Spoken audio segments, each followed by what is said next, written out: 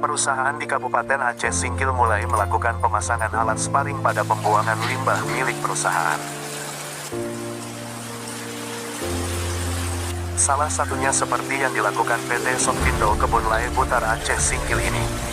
Perusahaan ini sudah melakukan pemasangan alat sparring sekitar seminggu lalu. Pemasangan alat sparring ini berdasarkan Peraturan Menteri Lingkungan Hidup dan Kehutanan Nomor 80 Tahun 2019. Juga sesuai arahan dari Dinas Lingkungan Hidup Kabupaten Aceh Singkil. Pemasangan alat sparring ini bertujuan untuk memantau kualitas air yang langsung terkoneksi ke Kementerian Lingkungan Hidup dan Kehutanan.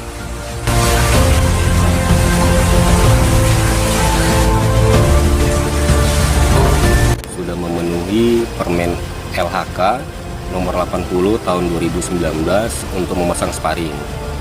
Sparring ini sendiri gunanya untuk memantau kualitas air, yaitu pertama COD, yang kedua itu TSS, kemudian ketiga pH, kemudian yang terakhir ada flow meter. Semua ini akan dipantau secara lifetime ke KLHK.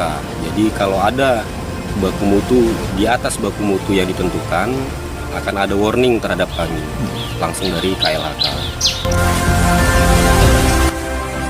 Sementara itu, PLT Kadis Lingkungan Hidup Kabupaten Aceh Singkil, Faisal mengingatkan agar perusahaan yang belum melakukan pemasangan alat sparring itu dapat segera melakukan pemasangan sesuai dengan komitmen yang telah dibuat.